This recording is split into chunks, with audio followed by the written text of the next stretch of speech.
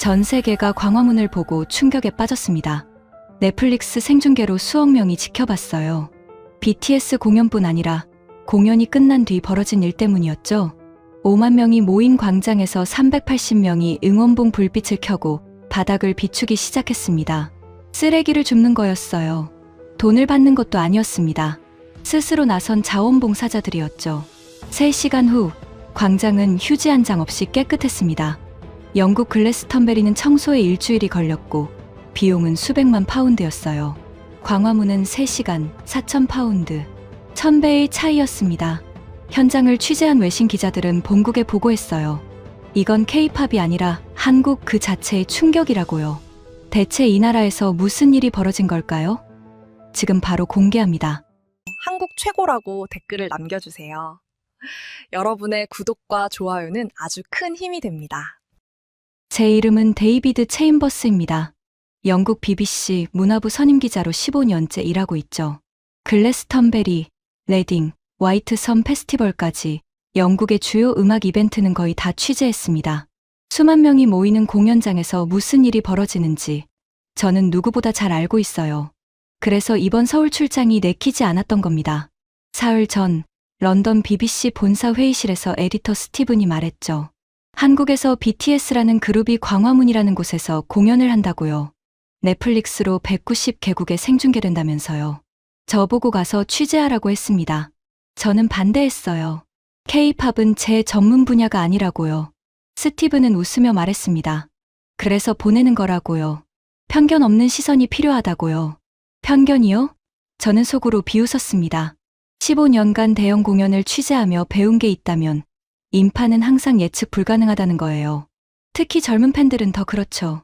흥분하고 소리 지르고 술 마시고 쓰레기 버리고 때론 싸우기도 합니다. 이게 현실이에요. 아시아 팬덤은 더 과열되어 있다는 얘기를 들었습니다. 온라인에서 본 영상들도 그랬어요. 공항에서 비명 지르며 달려드는 팬들, 콘서트장에서 울고불고 하는 모습들. 통제가 안 되는 거죠. 그런데 4만 8천 명을 도심 한복판에 모은다고요? 말도 안 됩니다. 영국이었다면 절대 허가 안 나올 규모예요. 동료 기자 제임스에게 농담조로 말했죠. 영국이었으면 벌써 쓰레기 더미에 술 취한 10대들이 난동 부렸을 거라고요. 제임스는 웃으며 대답했습니다. 그래서 자네가 가는 거 아니냐고요. 혼란의 현장을 생생하게 전하라고요. 그렇게 저는 24시간을 비행기에서 보냈습니다. 런던에서 인천까지요. 인천공항 입국장 자동문이 열리는 순간 비행 피로가 어깨를 짓눌렀습니다. 2026년 3월 19일 목요일 오후였죠. 공연은 이틀 후인 토요일이었어요. 3월 중순 서울의 공기는 런던보다 차가웠습니다. 캐리어를 끌며 택시 승강장으로 향하는데 한 중년 남성이 다가왔어요. 택시 기사였습니다. 그런데 그가 입을 여는 순간 제 눈썹이 올라갔죠. BTS 공연 보러 오셨어요? 유창한 영어였습니다. 발음도 제법 괜찮았어요. 아시아 국가 택시 기사치곤 놀라운 수준이었죠. 저는 고개를 저으며 대답했습니다. 취재차 왔다고요. 그는 활짝 웃으며 제 캐리어를 트렁크에 실어줬습니다. 차 안에서 그는 계속 말을 걸었어요. 어느 나라에서 왔냐? 서울은 처음이냐? 호텔은 어디냐? 저는 짧게 답하며 창밖을 봤습니다. 고속도로 양옆으로 아파트 단지들이 끝없이 펼쳐졌죠. 런던과는 다른 풍경이었어요. 높은 건물들이 빽빽했고 간판들엔 한글이 가득했습니다. 제 머릿속엔 이미 기사 윤곽이 잡혀 있었어요. 제목은 간단했죠. K-팝 광풍의 이면. 부제는 도심을 마비시킨 공연의 대가 정도면 적당할 겁니다. 교통마비, 쓰레기 처리 문제, 안전사고, 위험. 최소 하나는 발생할 거예요. 아니, 어쩌면 셋 다 터질 수도 있죠. 4만 8천 명이 도심 한복판에 모인다는 건 그런 의미니까요. 택시가 호텔 앞에 멈췄습니다. 명동이라는 번화가였어요. 거리엔 간판들이 빼곡했고 사람들로 붐볐죠. 저녁 6시쯤이었는데 벌써 네온사인들이 켜지고 있었습니다. 기사는 제게 명함을 건네며 말했어요. 돌아갈 때 연락하라고요. 공항까지 모셔다 주겠다고요. 친절하긴 하네요. 저는 고맙다고 인사하고 호텔로 들어갔습니다.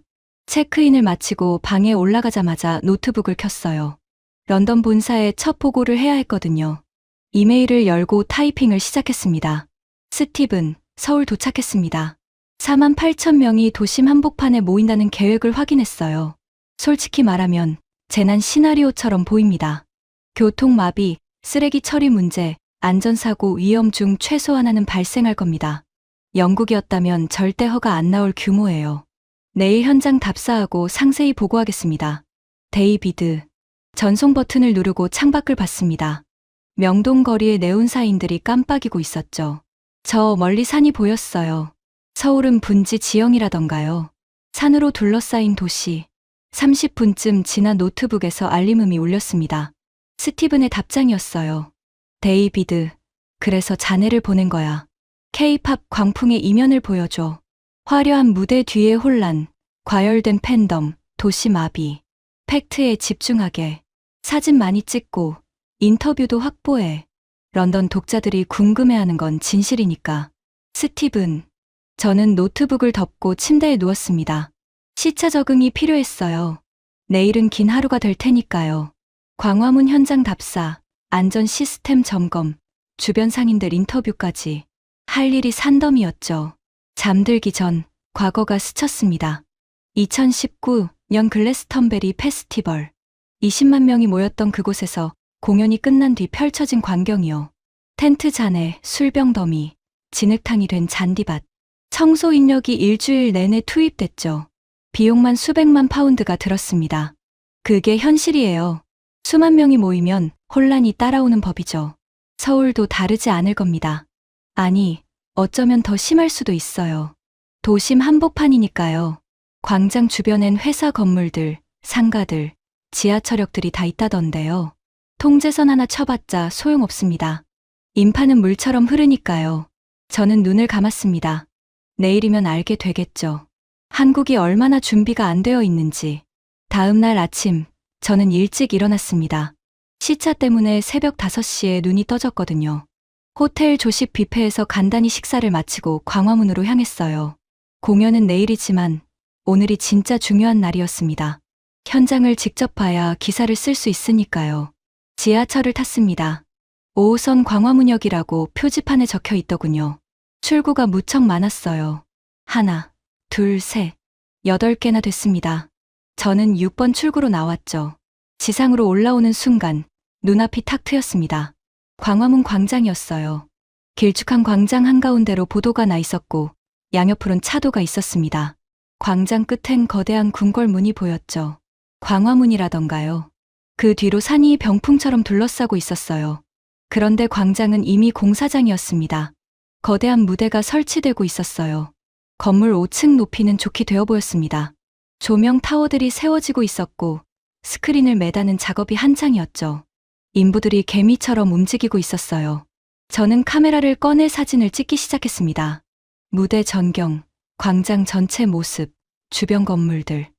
나중에 기사에 쓸 자료였죠. 그때 눈에 띈 게 있었습니다.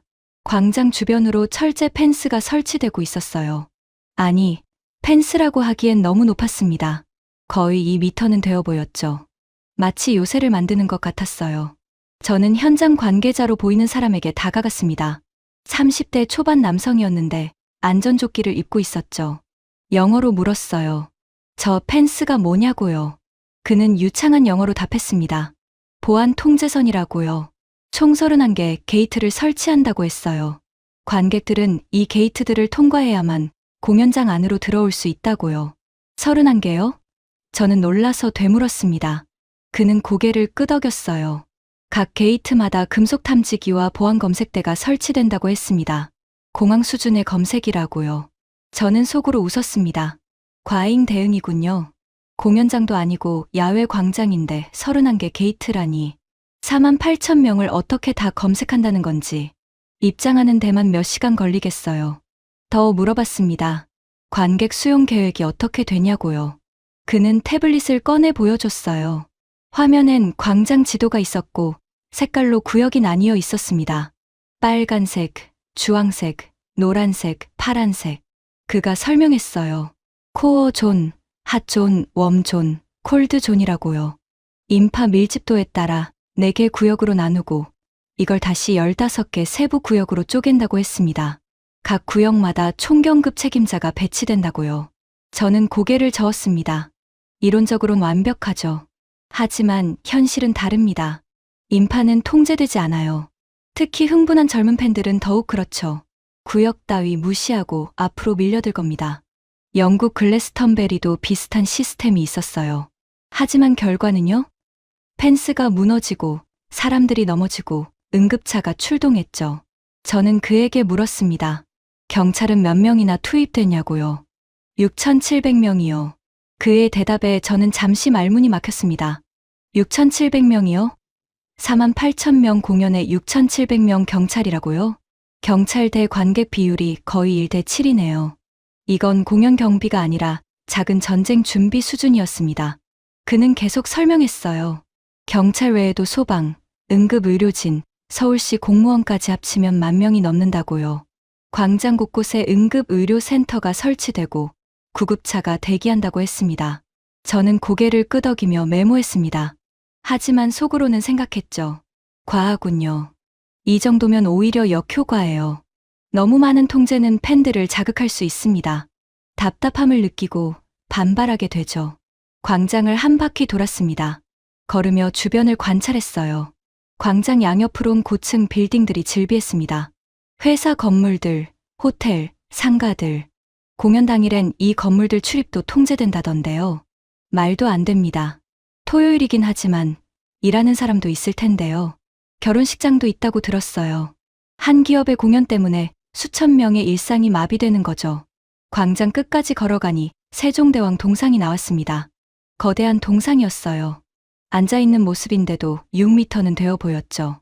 동상 뒤로 광화문이 보였고 그 너머로 경복궁이라는 궁궐이 펼쳐져 있었어요. 역사적인 공간이긴 하네요.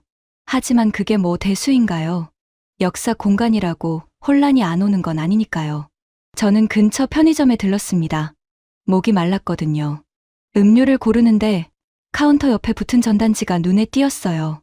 청소 아르바이트 모집. 자세히 읽어봤습니다. BTS 공연 후 광화문 일대 청소 작업. 3월 21일 오후 9시 30분부터 자정까지. 시급 2만 원. 모집 인원 30명. 30명이요? 저는 웃음이 나왔습니다. 48,000명이 남기고 간 쓰레기를 30명이 치운다고요? 2시간 반 만에요? 현실 감각이 없는 거죠. 글래스턴베리는 청소에 일주일이 걸렸습니다. 인력만 수백 명이 투입됐어요. 20만 명 페스티벌이긴 했지만 그래도 48,000명이면 만만찮은 규모예요. 편의점 주인에게 물었습니다.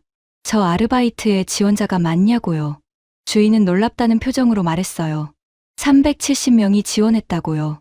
경쟁률이 12대 1이라고요. 돈이 좋긴 하네요. 하지만 일은 지옥일 겁니다. 쓰레기 더미 속에서 2시간 반을 허우적거리겠죠. 편의점을 나와 지하철역으로 향했습니다. 오후엔 다른 취재가 있었거든요. 주변 상인들 인터뷰, 교통 통제 계획 확인, 서울시청 담당자 면담. 지하철 계단을 내려가는데 다시 한번 광장을 돌아봤습니다. 거대한 무대, 높은 펜스, 빽빽한 조명 타워들. 저 모든 게 이틀 후면 작동하겠죠. 그리고 혼란이 시작될 겁니다. 저는 계단을 내려갔어요. 머릿속으론 벌써 기사 첫 문단이 그려지고 있었습니다. 서울 도심 한복판에서 재난훈련이 벌어지고 있다. 아니, 공연이라고 부르긴 하지만 준비 과정만 보면 재난 대비 훈련과 다를 바 없다. 과연 한국은 이 도박에서 이길 수 있을까? 그렇게 쓸 거예요. 팩트니까요. 3월 21일 토요일 오후 3시 공연 5시간 전이었습니다. 저는 광화문역 6번 출구 근처 카페에 앉아 있었어요. 창가 자리였죠. 여기서 광장이 훤히 보였거든요. 노트북을 펼쳐놓고 실시간으로 상황을 관찰하며 메모했습니다. 카페는 외국인 팬들로 가득했어요. 영어, 스페인어, 일본어, 태국어. 온갖 언어가 뒤섞여 있었습니다. 다들 흥분한 표정이었죠. 보라색 옷을 입은 사람들이 유난히 많았어요. BTS 팬덤 색깔이라던가요. 오후 4시쯤 제 휴대폰에 알림이 떴습니다. 서울시 긴급 공지였어요. 영어 버전도 함께 왔더군요. 오후 6시부터 광화문역과 시청역, 경복궁역은 무정차 통과합니다. 열차는 정차하지 않습니다. 인근 다른 역을 이용해 주세요. 저는 노트북에 타이핑했습니다. 드디어 시작되는군요. 무정차 통과. 예상했던 대로입니다. 인파 통제를 위해 지하철역 자체를 봉쇄하는 거죠. 하지만 이건 양날의 검이에요. 사람들이 어디로 가야 할지 모르면 패닉 상태가 됩니다. 특히 외국인 관광객들은 더 혼란스러울 거예요. 카페 안이 술렁이기 시작했습니다. 사람들이 휴대폰을 보며 웅성거렸어요. 누군가 큰 소리로 말했습니다. 지하철이 안 서요. 어떡해요? 미국인으로 보이는 젊은 여성이었습니다. 친구에게 다급하게 말하고 있었죠. 저는 카메라를 슬쩍 그쪽으로 돌렸어요. 좋은 장면이 나올 것 같았거든요. 패닉 상태의 관광객들. 기사에 딱 맞는 소재였습니다. 그런데 이상했어요.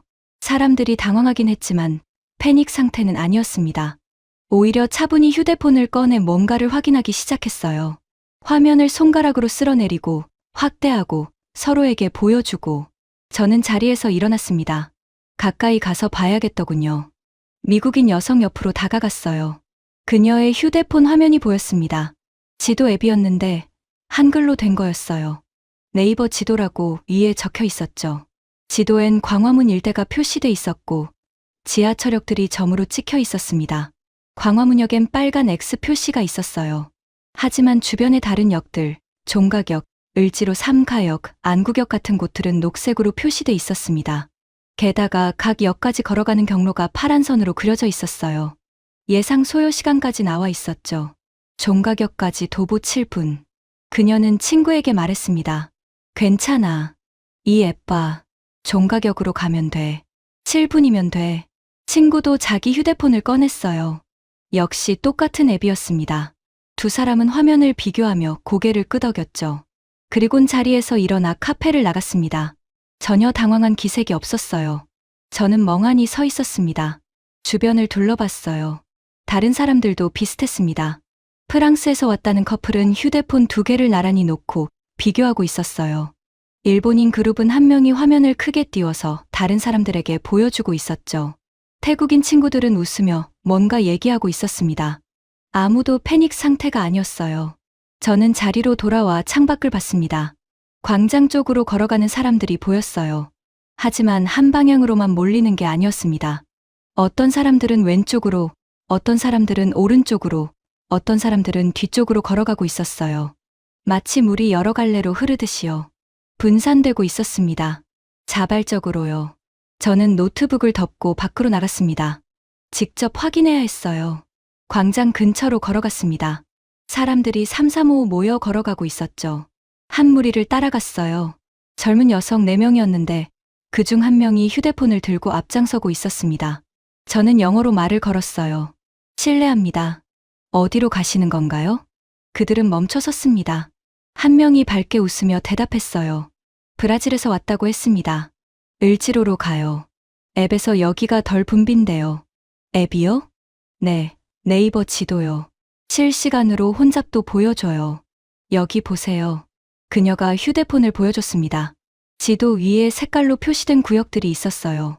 빨간색, 주황색, 노란색, 초록색. 광화문역 주변은 빨간색이었고 을지로 쪽은 노란색이었습니다. 우와, 정말 편리하네요. 어떻게 다운받으셨어요? 앱 스토어에 있어요. 한국 오기 전에 미리 깔았어요. 친구가 추천해 줬거든요. 저는 고개를 끄덕이며 물었습니다. 길 찾기 어렵진 않으세요? 그녀는 웃으며 고개를 저었어요. 아니요, 이 앱이 다 알려줘요. 게다가 거리에 안내 요원들도 많아요. 영어도 잘해요. 전혀 안 어려워요. 감사합니다. 좋은 공연 되세요. 그들은 손을 흔들고 다시 걸어갔습니다. 저는 그 자리에 서서 그들의 뒷모습을 봤어요. 디지털 인프라. 갑자기 그 단어가 머릿속에 떠올랐습니다. 택시 기사의 유창한 영어, 실시간 혼잡도를 보여주는 앱, 영어 공지 서비스. 이 모든 게 연결되어 있었어요. 저는 제 휴대폰을 꺼냈습니다. 앱 스토어를 열고 네이버 지도를 검색했어요. 정말 있더군요. 다운로드 수가 1000만 건이 넘었습니다. 평점도 높았어요. 앱을 설치하고 열어봤습니다. 영어 지원이 됐어요. 현재 위치를 중심으로 지도가 펼쳐졌고 주변 지하철역들이 표시됐습니다. 각 역까지의 거리, 도보 시간, 혼잡도까지 다 나와 있었어요. 실시간이었습니다. 화면을 새로 고침하자 혼잡도 색깔이 조금 바뀌었거든요. 저는 휴대폰을 주머니에 넣고 주변을 둘러봤습니다. 사람들이 계속 걸어가고 있었어요. 하지만 아무도 헤매지 않았습니다. 아무도 소리 지르지 않았어요. 아무도 경찰에게 항의하지 않았습니다. 그저 조용히 휴대폰을 보며 각자의 경로를 따라 움직이고 있었죠. 마치 하나의 유기체 같았습니다. 중앙 통제 없이도 스스로 최적 경로를 찾아 분산되는, 이건 예상하지 못한 거였어요. 글래스턴베리였다면 어땠을까요? 지하철이 안 선다고 공지하면 사람들은 당황했을 겁니다. 역 앞에서 우왕좌왕하고 서로 물어보고 경찰에게 항의하고 결국엔 한 방향으로 몰려 병목 현상이 생기겠죠. 하지만 여기선 그런 일이 없었습니다. 저는 천천히 광장 쪽으로 걸었어요. 공연 시작까지 아직 4시간이 남았습니다. 본격적인 관찰은 이제부터였죠. 하지만 머릿속 한구석에서 작은 의문이 생겼습니다. 디지털 리터러시가 이 정도인가? 아니, 그게 아니었어요. 단순히 기술을 쓸 줄 아는 게 아니라 그 기술을 믿고 따르는 거였습니다. 앱이 알려주는 경로를 의심 없이 따르고 실시간 정보를 신뢰하는 거죠. 이건 기술 이상의 문제였어요. 시스템에 대한 신뢰였습니다. 저는 고개를 저었습니다. 아직 판단하긴 이르죠. 진짜 시험은 공연이 끝난 후에요. 48,000명이 동시에 빠져나갈 때, 그때 이 시스템이 버틸 수 있을까요? 그때 가서 보죠. 오후 7시 30분. 광장은 이미 사람들로 가득 차 있었습니다. 저는 광장 외곽, 통제선 밖에 서 있었어요. 기자 출입증을 목에 걸고 있었지만 공연장 안으로는 들어갈 수 없었습니다. 정해진 취재 구역이 따로 있었거든요. 사실 괜찮았어요. 카메라 망원렌즈로 현장을 찍고 쌍안경으로 사람들 표정을 확인할 수 있었으니까요. 날씨는 추웠어요. 3월 말인데도 기온이 영상 5도 정도였습니다. 바람까지 불어서 체감 온도는 더 낮았죠. 저는 두꺼운 코트를 입고 있었는데도 추웠어요. 그런데 광장의 사람들을 보세요. 롱패딩, 목도리, 장갑. 완전 무장이었습니다. 하지만 아무도 떠나지 않았어요. 추위에 발을 동동 구르면서도 자리를 지키고 있었죠. 쌍안경으로 관객석을 훑었습니다. 보라색 일색이었어요. 보라색 옷, 보라색 모자, 보라색 머플러. 그리고 손에는 응원봉을 들고 있었습니다. 아미밤이라고 부르던가요. 오후 7시 50분. 광장 전체의 불이 꺼졌습니다. 함성이 터져 나왔어요. 귀가 먹먹할 정도로 큰 소리였습니다. 48,000명이 동시에 지르는 함성. 하지만 이상했습니다. 함성이 터졌다가 이내 잠잠해졌거든요. 런던 페스티벌이었다면 계속 소리를 질렀을 겁니다. 휘파람 불고, 고함치고. 통제가 안 되죠. 여기는 달랐어요. 함성이 멈추고 광장이 조용해졌습니다. 마치 약속이라도 한 것처럼요. 오후 8시 정각. 거대한 스크린에 불이 들어왔습니다.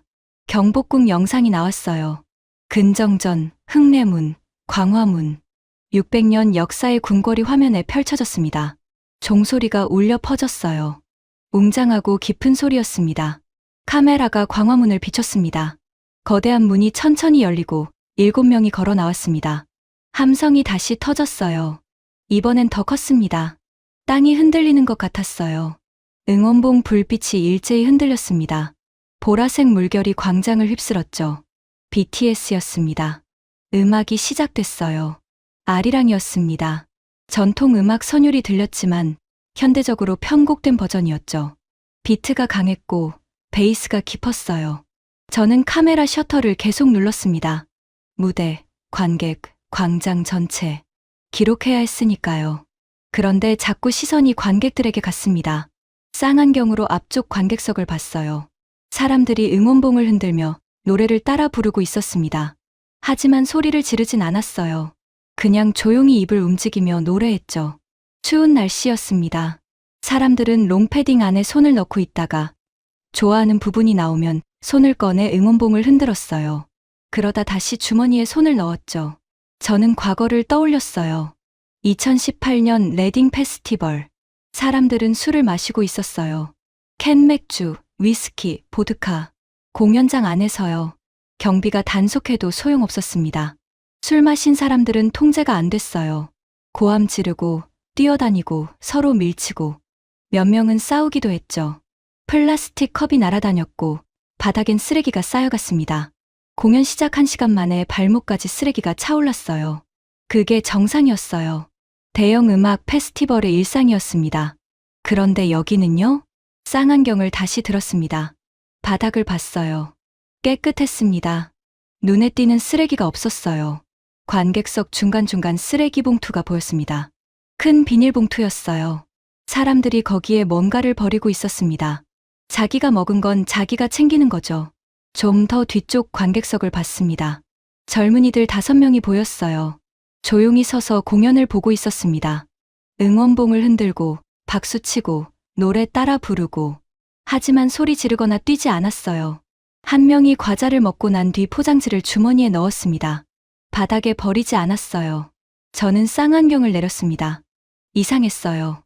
너무 조용했습니다. 48,000명이 모여 있는데 축제치곤 너무 얌전했습니다. 통제되고 있는 걸까요? 광장 주변을 둘러봤습니다. 경찰들이 외곽에 서 있었어요. 하지만 관객석 안으로 들어가진 않았습니다. 단속하는 게 아니었어요. 그냥 사람들이 스스로 조용히 하고 있었습니다. 공연이 계속됐습니다. 한 곡이 끝나고 다음 곡이 시작됐어요. 무대 위에서 멤버 한 명이 말했습니다. 오랜만에 여러분을 만나서 정말 기쁩니다. 3년 9개월 만이네요. 기다려 주셔서 감사합니다. 함성이 터졌습니다. 하지만 짧았어요. 멤버가 다시 말하기 시작하자 조용해졌죠. 사람들이 듣고 있었습니다. 저는 카메라를 내려놓고 맨눈으로 봤습니다. 세종대왕 동상이 보였어요. 광장 한가운데 서 있는 거대한 동상. 그 앞에서 48,000명이 질서정연하게 공연을 보고 있었습니다. 그리고 아무도 싸우지 않았습니다. 아무도 술 마시지 않았고 쓰레기를 함부로 버리지 않았어요. 저는 주머니에서 휴대폰을 꺼냈어요. 런던 동료 제임스에게 문자를 보냈습니다. 제임스, 지금 공연장 밖에서 지켜보고 있네. 48,000명이 모였는데 믿기지 않을 정도로 조용해. 영국이었다면 벌써 난리였을 거야. 그런데 여기는 도서관 같아. 공연은 계속됐어요. 저는 계속 서서 지켜봤죠. 카메라로 사진 찍고 쌍안경으로 관찰하고, 그리고 생각했습니다. 이건 예상과 다르군요. 혼란을 확신했어요. 15년간 봐온 현장들이 그랬으니까요. 사람이 많으면 혼란이 생긴다. 이게 공식이었어요. 그런데 여기선 그 공식이 안 먹혔습니다. 왜일까요? 저는 답을 몰랐습니다. 아직은요. 하지만 한 가지는 확실했어요. 제가 쓰려던 기사 내용이 틀렸다는 거. 혼란, 무질서, 도시마비. 그런 단어들을 쓸 수 없을 것 같았습니다. 적어도 지금까진요. 진짜 시험은 공연이 끝난 뒤입니다. 48,000명이 동시에 빠져나갈 때, 그때 봅시다. 오후 9시, 공연이 끝났습니다. 마지막 곡이 끝나고 무대 조명이 꺼졌어요. 멤버들이 손을 흔들며 퇴장했고 광장의 불이 다시 켜졌습니다. 저는 카메라를 들어 올렸어요. 이제부터가 진짜였습니다. 48,000명이 동시에 빠져나가는 순간, 병목 현상, 밀림, 아우성, 제가 기다리던 장면이었죠. 셔터를 미리 눌러놓고 기다렸습니다. 연속 촬영 모드였어요. 혼란의 순간을 놓치지 않으려고요. 하지만 이상했습니다. 사람들이 일어나긴 했는데 일제히 출구로 달려가지 않았어요. 그냥 자리에서 천천히 짐을 챙기고 있었습니다. 응원봉 끄고, 가방 메고, 옷 여미고, 서두르지 않았어요. 쌍안경으로 관객석을 봤습니다. 사람들이 줄을 서고 있었어요. 출구 쪽으로 천천히 걸어가고 있었죠. 밀치지 않았어요. 뛰지도 않았고요. 마치 영화관 끝나고 나가는 것처럼요. 광장 곳곳에 경찰들이 보였습니다. 형광조끼를 입고 손에 정강봉을 들고 있었어요. 빨간 불빛이 나는 봉이었죠. 경찰들이 정강봉을 천천히 흔들며 방향을 가리켰습니다. 저쪽으로 가세요. 이쪽은 막혔어요. 우회하세요. 말은 안 했지만 동작만으로도 이해할 수 있었어요. 그리고 사람들은 그 지시를 따랐습니다. 항의하는 사람이 없었어요. 불평하는 사람도 없었고요. 인파가 흐르고 있었습니다. 강물처럼요. 천천히, 하지만 멈추지 않고 여러 갈래로 나뉘어서요. 어떤 무리는 왼쪽 출구로, 어떤 무리는 오른쪽 출구로, 어떤 무리는 뒤쪽 출구로. 저는 자리에서 일어났습니다. 가까이 가봐야겠더군요. 통제선 근처로 걸어갔어요. 사람들이 게이트를 통과해 나오고 있었습니다. 한 줄로 서서 차례차례요. 한 무리가 제 앞을 지나갔습니다. 젊은 남녀 5명이었어요. 저는 영어로 물었습니다. 실례합니다. 빠져나가는데 불편하진 않으세요? 한 명이 고개를 돌렸어요. 20대 초반 남성이었습니다. 네팔에서 온 유학생이라고 했어요. 아니요, 괜찮아요. 경찰분들이 잘 안내해 주시거든요. 사람 많긴 한데 위험하다는 느낌은 없어요. 다들 천천히 가니까요. 저는 그 자리에 서서 지켜봤어요. 계속해서 사람들이 나오고 있었습니다. 48,000명이니까 끝이 없을 것 같았어요. 하지만 막히지 않았습니다. 계속 흘러갔어요. 경찰들이 실시간으로 움직이고 있었습니다. 어느 게이트에 사람이 몰리면 다른 게이트로 유도했어요. 정강봉으로 방향을 바꿔주는 거죠. 그러면 인파가 분산됐습니다. 마치 댐 수문을 조절하는 것 같았어요. 9시 30분쯤 인파가 많이 빠졌습니다. 광장이 절반쯤 비었어요. 그때 뭔가 보였습니다. 보라색 어깨띠를 두른 사람들이었어요. 한 무리가 광장 안으로 들어가고 있었습니다. 30명쯤 됐어요. 아니, 더 많았습니다. 계속 늘어나고 있었죠. 저는 쌍안경을 들었어요. 확대해서 봤습니다. 어깨띠엔 글씨가 적혀 있었어요. 아미 자원봉사단. 그들은 손에 투명 봉투를 들고 있었습니다. 쓰레기 봉투였어요. 그리고 다른 손엔 응원봉을 들고 있었죠. 아미밤이요. 응원봉 불빛을 켰습니다. 보라색 불빛이 바닥을 비췄어요. 그리고 허리를 숙였습니다. 쓰레기를 줍기 시작한 거예요. 저는 쌍안경을 들고 그 장면을 계속 봤습니다. 한 명이 바닥에서 플라스틱 컵을 주워 봉투에 넣었어요. 다른 한 명은 과자 봉지를 주었습니다. 응원봉 불빛으로 바닥을 비추면서요. 어두운 곳까지 샅샅이 확인하면서요. 자원봉사자들이 점점 더 들어왔습니다. 100명, 200명, 300명. 나중에 알고 보니 380명이었다고 하더군요. 그들은 광장 전체로 퍼져서 구석구석을 청소했어요. 저는 카메라를 들어 올렸습니다. 보라색 불빛이 어둠 속에서 움직이고 있었습니다. 마치 반딧불이 같았어요. 수백 개의 불빛이 광장을 가로지르며 바닥을 훑고 있었죠. 누가 시킨 게 아니었어요. 자발적이었습니다. 저는 한 자원봉사자에게 다가갔습니다. 50대 여성이었어요. 실례합니다. 왜 청소를 하시는 건가요? 그녀는 웃으며 대답했습니다. BTS가 우리에게 와준 것처럼 우리도 이 공간을 소중히 지키고 싶어요. 깨끗하게 하는 게 우리 몫이라고 생각해요. 팬들이 자발적으로 모였어요. 380명 정도 참여했고요. 그녀는 다시 허리를 숙였습니다. 휴지 조각을 주워 봉투에 넣고 다음 장소로 걸어갔죠. 저는 천천히 광장 안쪽으로 걸어갔습니다. 관객석이었던 곳으로요. 의자들이 줄지어 놓여 있었어요. 의자 밑을 봤습니다. 영국 페스티벌에선 의자 밑이 제일 더러웠거든요. 사람들이 거기다 쓰레기를 숨겨놓으니까요. 하지만 여기는 깨끗했어요. 캔 하나, 봉지 하나 없었습니다. 저는 허리를 숙여 자세히 봤어요. 혹시 놓친 게 있나 싶어서요. 하지만 정말 없었습니다. 스탠딩 구역도 마찬가지였습니다.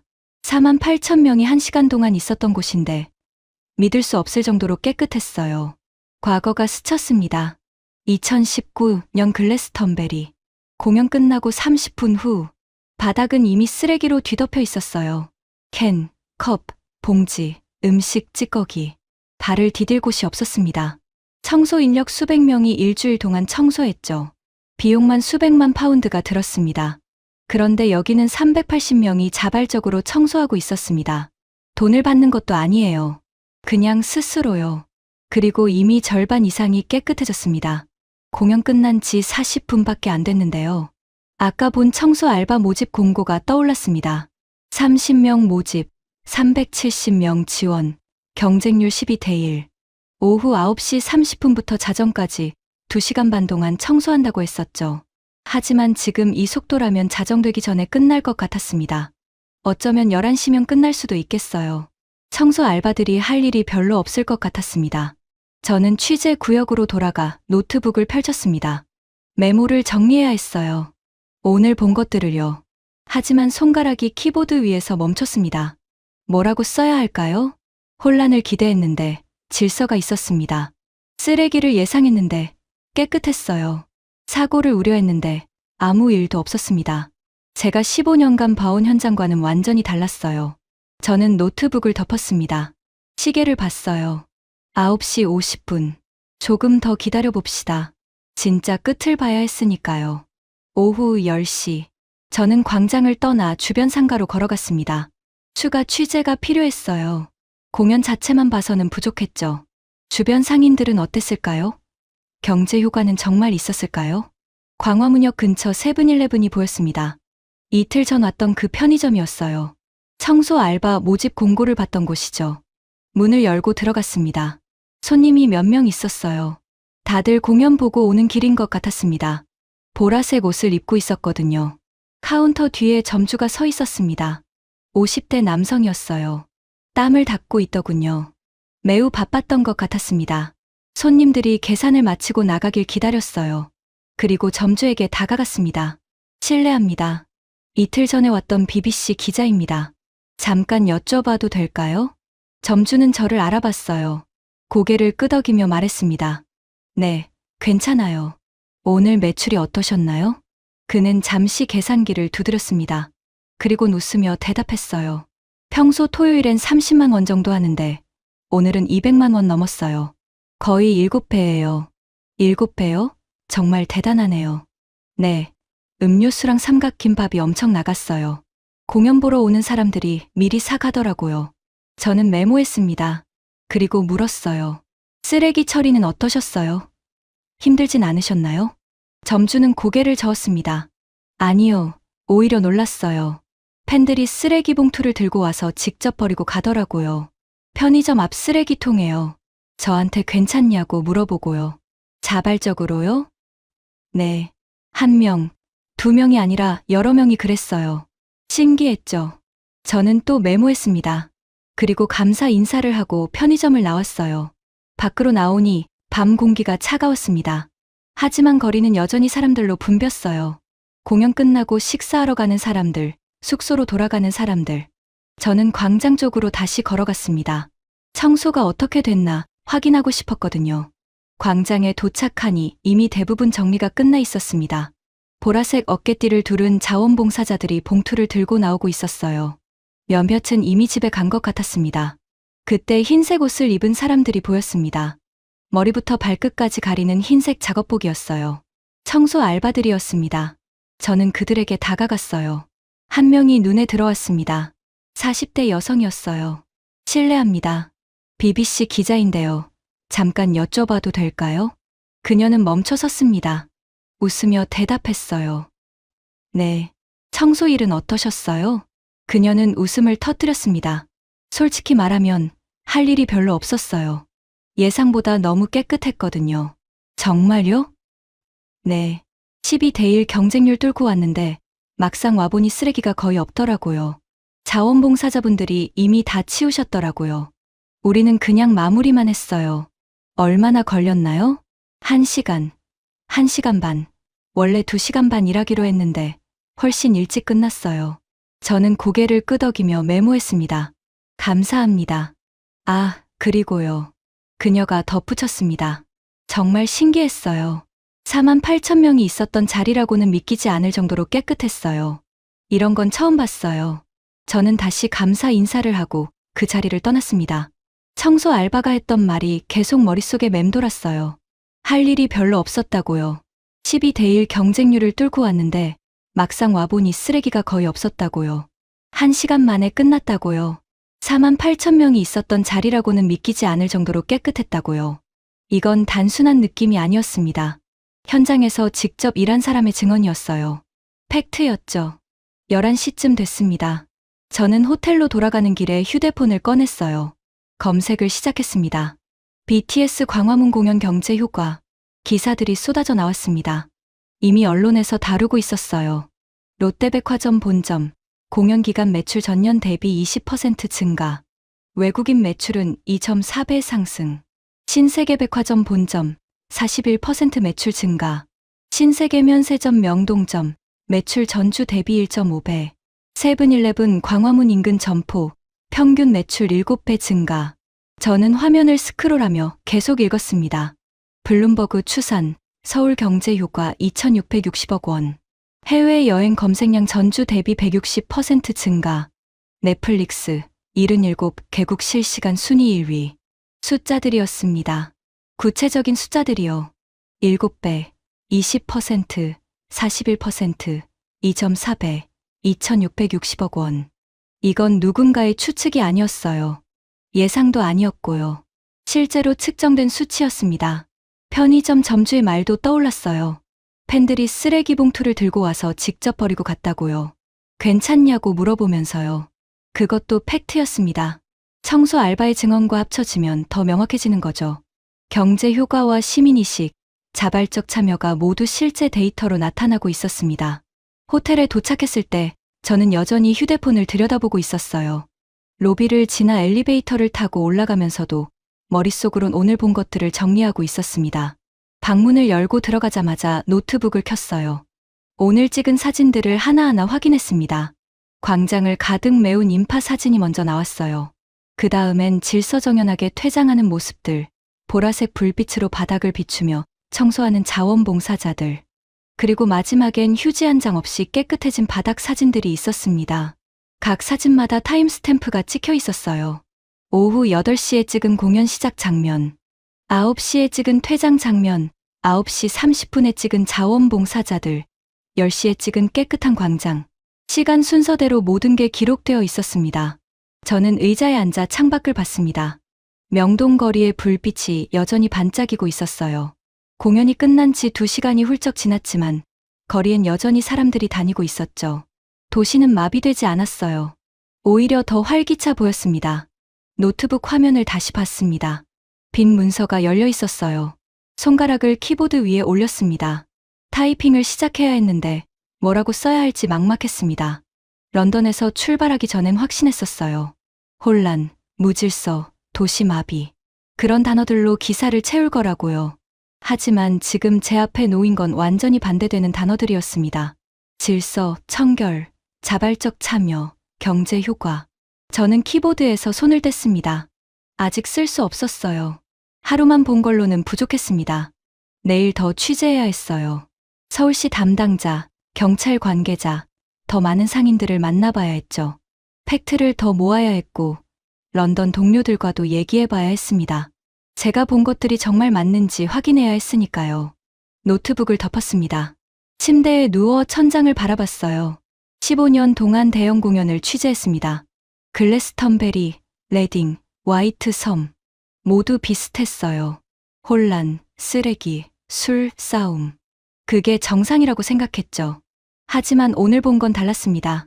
완전히 달랐어요. 한국은 뭐가 다른 걸까요? 시스템일까요? 기술일까요? 아니면 사람들일까요? 답을 몰랐습니다. 하지만 한 가지는 확실했어요. 제가 알던 공식이 여기선 통하지 않는다는 거. 그리고 그게 저를 불편하게 만들었습니다. 15년간 쌓아온 경험과 확신이 흔들리고 있었으니까요.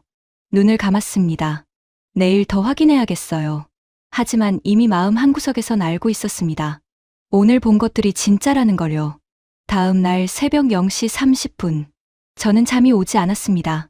침대에 누워 천장을 바라봤지만 머릿속엔 오늘 본 장면들이 계속 맴돌았어요. 결국 일어나서 옷을 입었습니다. 다시 나가봐야겠더군요. 광화문으로요. 호텔을 나섰습니다. 밤 공기는 더 차가워져 있었어요. 거리는 한산했습니다. 명동의 상가들도 대부분 문을 닫았고 가로등 불빛만 거리를 비추고 있었죠. 지하철은 이미 끊겼습니다. 택시를 탔어요. 기사에게 광화문 광장으로 가달라고 했습니다. 기사는 고개를 끄덕이며 출발했어요. 차 안에서 기사가 물었습니다. BTS 공연 보셨어요? 아니요. 취재했습니다. 기자예요. 아, 그러셨군요. 대단했죠? 사고 하나 없이 끝났잖아요. 네, 놀라웠습니다. 기사는 웃으며 말했어요. 우리나라 사람들 진짜 대단해요. 질서 하나는 끝내주죠. 저는 고개를 끄덕였습니다. 더 이상 말하지 않았어요. 창밖을 봤습니다. 택시가 광화문 광장 근처에 멈췄습니다. 요금을 지불하고 내렸어요. 기사는 조심히 가시라며 손을 흔들고 떠났습니다. 광장은 텅 비어 있었습니다. 이틀 전엔 무대가 설치되고 있었죠. 어제 저녁엔 4만 8천 명이 모여 있었고요. 하지만 지금은 아무도 없었습니다. 가로등 불빛만 광장을 비추고 있었어요. 저는 천천히 광장 안으로 걸어갔습니다. 바닥을 봤어요. 아스팔트 보도가 깨끗했습니다. 가로등 불빛 아래서 자세히 봤어요. 혹시 놓친 쓰레기가 있나 싶어서요. 없었습니다. 휴지 한 장, 플라스틱 조각 하나 없었어요. 담배꽁초도 없었고 껌 자국도 없었습니다. 마치 공연이 없었던 것처럼 깨끗했어요. 저는 계속 걸었습니다. 어제 관객석이었던 곳으로요. 접이식 의자들은 이미 다 치워졌더군요. 바닥만 남아 있었습니다. 역시 깨끗했어요. 스탠딩 구역이었던 곳도 마찬가지였습니다. 무대가 있던 자리도 이미 철거가 진행 중이었어요. 인부들이 밤새 작업하고 있었습니다. 저는 광장 중앙으로 걸어갔습니다. 세종대왕 동상 앞이었어요. 동상을 올려다봤습니다. 거대한 동상이 밤하늘을 배경으로 서 있었죠. 600년 전 이곳에 한글을 만든 왕이 있었다고 했습니다. 백성들이 글을 읽을 수 있게 하려고요. 그 왕의 동상이 지금도 이곳을 지키고 있었어요. 그리고 어제 이 동상 앞에서 48,000명이 공연을 봤습니다. 한국 사람도 있었고, 외국 사람도 있었고, 젊은 사람도 있었고, 나이 든 사람도 있었죠. 하지만 모두 조용히 공연을 보고 질서 있게 퇴장하고 스스로 쓰레기를 치웠습니다. 그리고 지금 이 광장은 다시 원래대로 돌아와 있었어요. 과거가 스쳤습니다. 2019년 글래스턴베리 페스티벌. 공연이 끝난 다음 날 아침, 저는 현장을 다시 방문했었어요. 취재 마무리였죠. 현장은 여전히 쓰레기로 뒤덮여 있었습니다. 캔, 병, 컵, 봉지, 음식 찌꺼기, 텐트 잔해. 발을 디딜 곳이 없었어요. 청소 인력 수백 명이 투입됐지만 아직 시작 단계였습니다. 일주일이 걸렸어요. 매일 아침부터 저녁까지 수백 명이 청소했습니다. 트럭이 수십 대 동원됐고 비용은 수백만 파운드가 들었죠. 그게 정상이었어요. 20만 명 페스티벌이니까요. 당연한 거라고 생각했습니다. 하지만 여기는요? 48,000명이 모였습니다. 글래스턴베리의 4분의 1 규모죠. 하지만 청소는 3시간 만에 끝났어요. 380명 자원봉사자와 30명 알바가 전부였습니다. 비용은요? 알바 인건비밖에 안 들었을 겁니다. 자원봉사자들은 돈을 받지 않았으니까요. 일주일 대 3시간, 수백만 파운드 대 몇십만 원, 수백 명 대 400여 명. 숫자가 이렇게 극명하게 다를 수 있나요? 저는 광장을 천천히 걸었습니다. 바닥을 계속 확인하면서요. 정말 쓰레기가 없는지 다시 한번 확인하고 싶었어요. 정말 없었습니다. 광장 끝까지 걸어갔습니다. 광화문이 보였어요. 거대한 문이 어둠 속에 서 있었습니다. 600년 전 지어진 문이요. 어제 저녁 저 문을 배경으로 공연이 펼쳐졌습니다. 넷플릭스를 통해 77개국에 생중계됐죠. 아니, 190개국이라고 했던가요? 그 말은 전 세계 사람들이 이 광장을 봤다는 겁니다. 실시간으로요. 48,000명이 질서 있게 공연을 보는 모습을요. 공연 끝나고 차분히 퇴장하는 모습을요. 자원봉사자들이 스스로 청소하는 모습을요. 그리고 지금 이렇게 깨끗해진 광장을요. 전 세계가 봤습니다. 이건 단순히 한국 국내 이벤트가 아니었어요. 글로벌 생중계였습니다. 190개국 사람들이 동시에 지켜봤죠. 그들은 뭘 봤을까요? K-팝 공연만 본 게 아닐 겁니다. 한국이라는 나라를 봤을 거예요. 한국 사람들을 봤을 거고요. 한국의 시스템을 봤을 겁니다. 그리고 아마 놀랐겠죠. 저처럼요. 저는 다시 세종대왕 동상 쪽으로 걸어갔습니다. 동상 앞에 섰어요. 올려다봤습니다. 600년 역사 공간을 이렇게 지켜내다니. 단순히 깨끗하게 했다는 게 아니에요. 역사를 존중한 거죠. 이곳이 어떤 의미를 가진 장소인지 알고 그래서 소중히 다룬 겁니다. 팬들이 쓰레기를 스스로 치운 건 BTS를 사랑해서만은 아니었을 거예요. 이 광장을, 이 공간을, 이 역사를 존중했기 때문이겠죠. 저는 주머니에서 휴대폰을 꺼냈습니다. 사진을 찍었어요. 텅 빈 광장, 세종대왕 동상, 깨끗한 바닥, 타임스탬프가 찍혔습니다. 0시 50분. 공연 끝난 지 4시간 정도 지났네요. 하지만 광장은 이미 원래대로 돌아와 있었습니다. 저는 휴대폰을 주머니에 넣고 광장을 빠져나왔습니다. 다시 택시를 탔어요. 호텔로 돌아가는 길이었습니다. 차 안에서 창밖을 봤습니다. 서울의 밤거리가 지나갔어요. 고층 빌딩들, 네온 사인들, 텅 빈 거리들. 그리고 생각했습니다. 글래스턴베리는 일주일이 걸렸어요. 수백 명이 투입됐고 수백만 파운드가 들었죠. 그래도 흔적이 남았습니다. 잔디가 망가지고 진흙탕이 됐고 쓰레기 냄새가 일주일 넘게 남았어요. 광화문은 3시간 만에 끝났습니다. 400여 명이 전부였고 비용은 거의 안 들었죠. 그리고 지금 아무 흔적도 없습니다. 이게 차이였어요. 시스템의 차이. 그것만은 아니에요. 영국도 시스템은 있으니까요. 기술의 차이. 그것도 아니에요. 영국도 기술은 있으니까요. 그럼 뭘까요? 사람들이었습니다. 사람들이 시스템을 믿고 따랐어요. 기술을 활용했고요. 그리고 자발적으로 참여했습니다. 그게 차이를 만든 겁니다. 택시가 호텔 앞에 멈췄습니다. 저는 요금을 지불하고 내렸어요. 로비를 지나 엘리베이터를 탔습니다. 방으로 돌아와 노트북을 켰어요. 빈 문서가 여전히 열려 있었습니다. 손가락을 키보드 위에 올렸습니다. 이제 쓸 수 있을 것 같았어요. 아직 완전한 기사는 아니지만 적어도 윤곽은 잡혔습니다. 타이핑을 시작했습니다. 서울 광화문 광장에서 기적을 봤다. 4만 8천 명이 모였지만 혼란은 없었다. 공연이 끝났지만 쓰레기는 없었다. 도시는 마비되지 않았고 사고는 일어나지 않았다. 이건 단순한 공연이 아니었다. 시스템과 기술, 그리고 사람들이 만들어낸 완벽한 조화였다. 글래스턴베리는 일주일이 걸렸다. 광화문은 3시간이면 끝났다. 이게 한국이다. 저는 타이핑을 멈췄습니다. 화면을 봤어요. 아직 부족했습니다. 더 취재해야 했고, 더 확인해야 했어요. 하지만 방향은 잡혔습니다. 내일 런던 동료들과 얘기해야겠어요. 제가 본 것들을 설명하고 그들의 반응을 들어봐야 했습니다.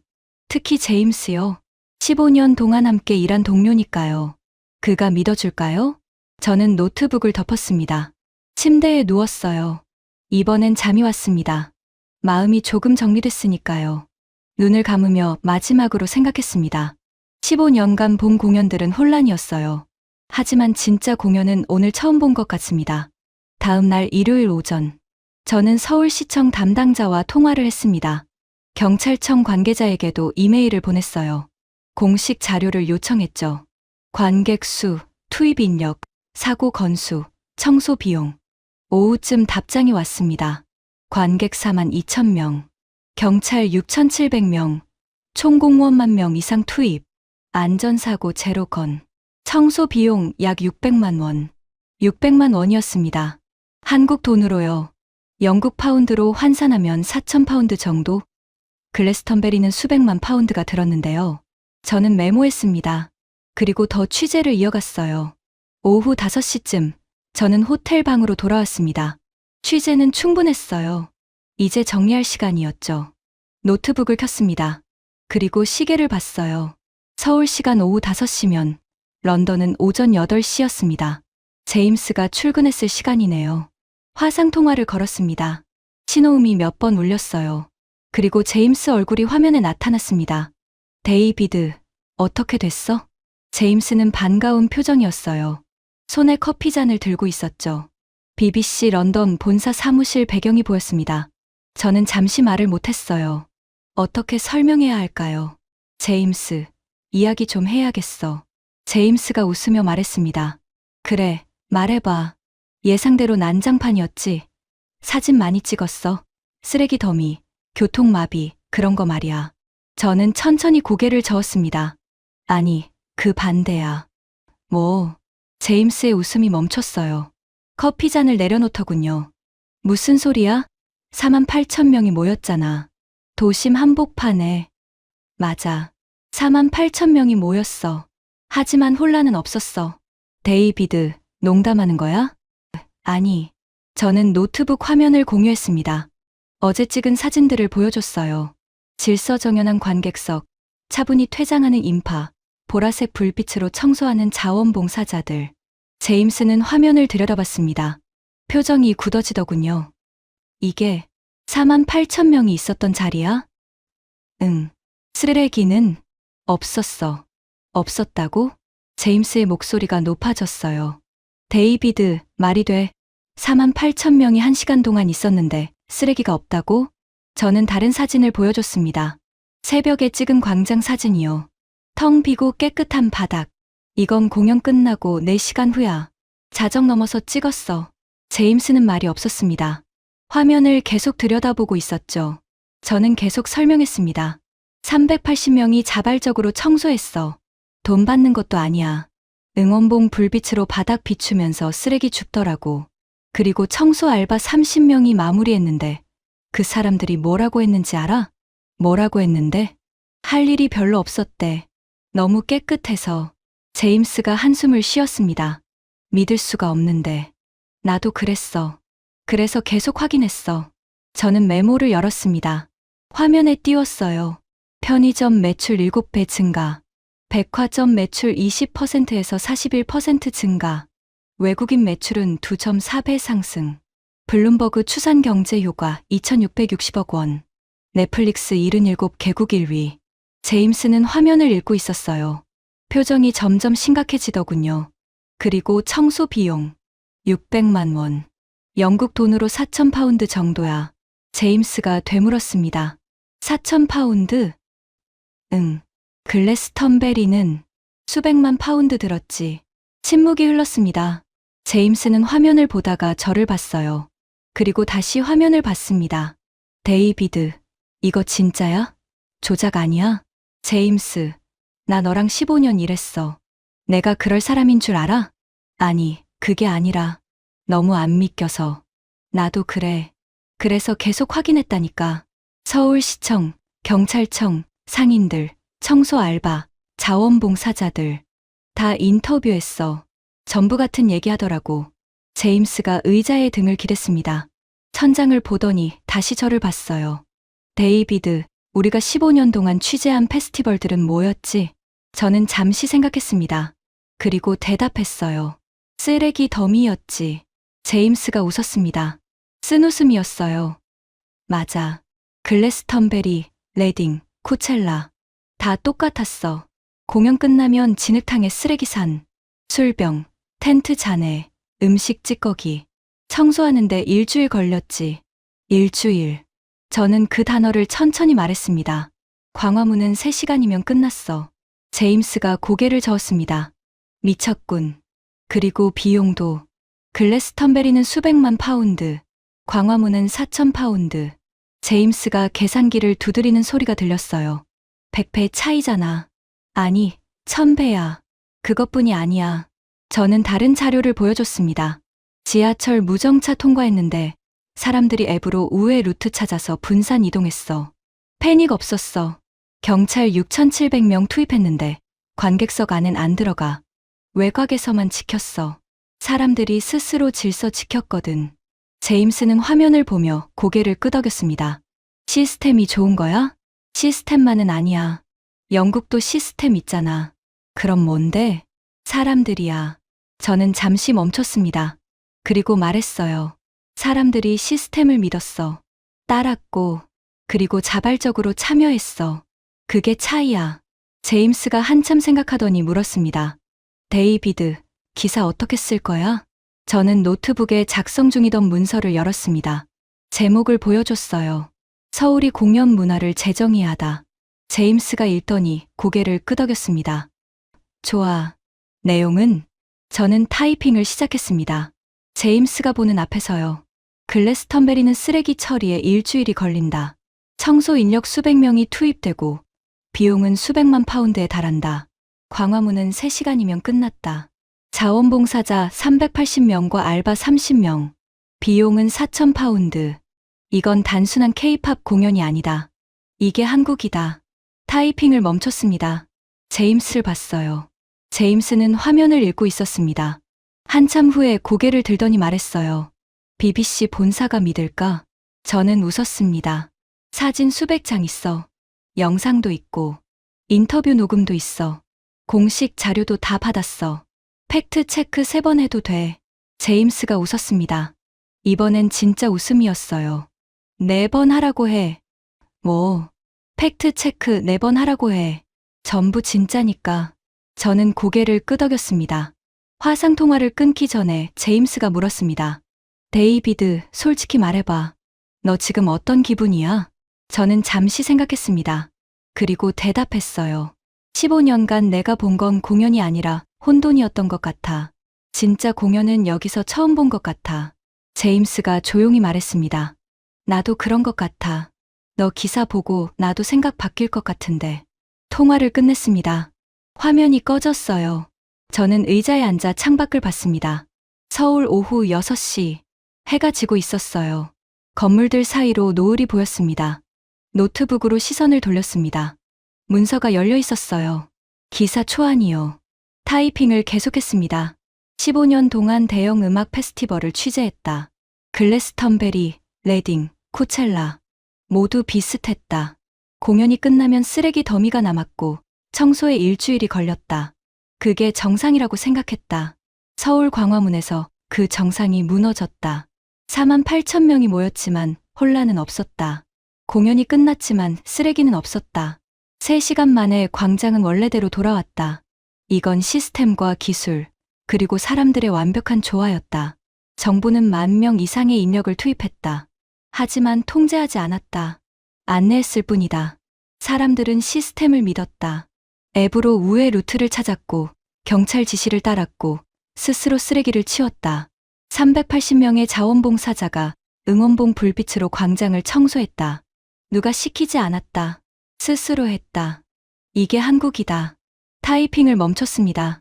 화면을 읽었어요. 아직 부족했지만 뼈대는 잡혔습니다. 저는 파일을 저장했습니다. 제목을 붙였어요. 서울, 공연 문화의 새로운 기준.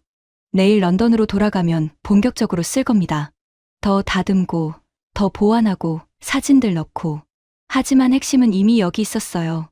저는 노트북을 덮었습니다. 침대에 누웠어요. 창밖으로 서울의 밤 풍경이 보였습니다. 불빛들이 반짝이고 있었죠. 이틀 전 이 도시에 왔을 때 저는 확신했었습니다. 혼란을 보게 될 거라고, 쓰레기를 보게 될 거라고, 실패를 보게 될 거라고. 하지만 본 건 정반대였어요. 질서, 청결, 성공. 그리고 뭔가 더 중요한 것. 사람들이 서로를 믿는 모습이었습니다.